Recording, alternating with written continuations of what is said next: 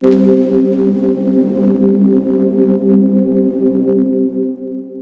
श्री कृष्णा दोस्तों, एक बार पुनः स्वागत है आप सबका प्राचीन स्टोरी अड्डा यूट्यूब चैनल में। दोस्तों, आज एक गर्भवती हथनी की कहानी लेकर आया हूँ। अगर इस कहानी को आपने गौर से सुना तो आप कभी भी जानवरों पर अत्याचार नहीं करेंगे। दोस्तों, एक इमोशनल कहानी है। इस कहानी को आप एंड तक जरूर देखिएगा। और आप अगर हमारे चैनल पर नए मेहमान दर्शक बनकर आए हैं तो इस चैनल को सब्सक्राइब जरूर कर लें। आओ दोस्तों, इस कहानी पर गौर करते हैं। महीनों पहले की बात है।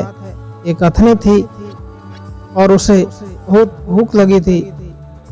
उस हथनी के पेट में बच्चा था जो कुछ महीनों में जन्म लेने वाला था।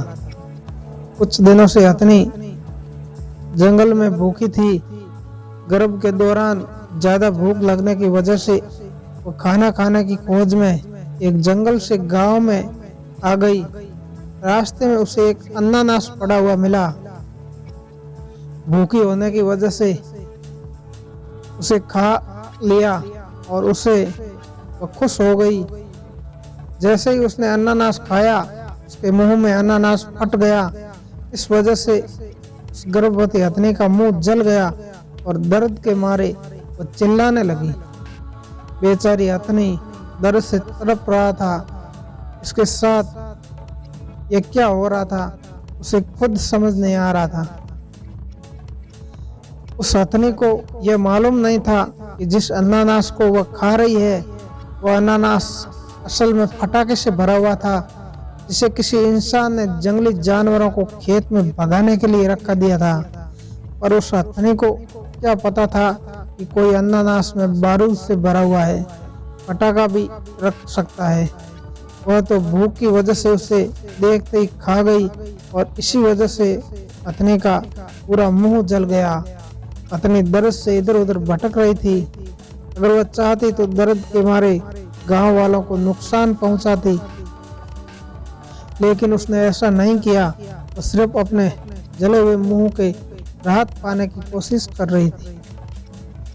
उसका पूरा मुंह जल जाने की वजह से वो कुछ खा नहीं पा रही थी और खाना न मिलने की वजह से वो कमजोर हो गई और उसके पेट में जो बच्चा पल रहा था उसे भी कुछ नहीं मिल रहा था। इसी वजह से वह बहुत बेचैन हो गई। गांव के लोग उसकी तकलीफ समझ नहीं पा रहे थे। एक तो मुंह जलने के कारण वह कुछ खा नहीं पा रही थी और उसके दूसरी ओर जख्मी हुए मुंह पर मक्खियां उसे परेशान कर रही थी। आखिरी में वह दर्द से राहत पाने के लिए पानी में चली गई। उसे लगा शायद पानी में रहने से कुछ राहत मिल पाएगी और लगातार 3-4 दिन तक वो पानी में ही बैठी रही। कुछ लोगों ने हाथियों के जरिए उसे बाहर निकालने की कोशिश की, यह सोचकर कि शायद दूसरे हाथियों को देखकर वो पानी से बाहर आ जाएगी और वो बच सके।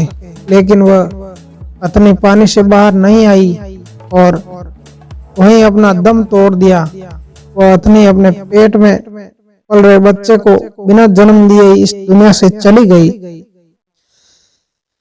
दोस्तों, इंसान की गलती की सजा बेचारी हथनी को भुगतनी पड़ी और उनके बच्चे को मिली जिसकी कोई गलती नहीं थी। मनुष्य अपने स्वार्थ में इतने अंधे हो चुके हैं कि शायद वो भूल चुके हैं इस दुनिया पर जितना हक हमारा इंसानों का है उतना हक इस दुनिया में रहने वाले सभी जानवरों का भी है।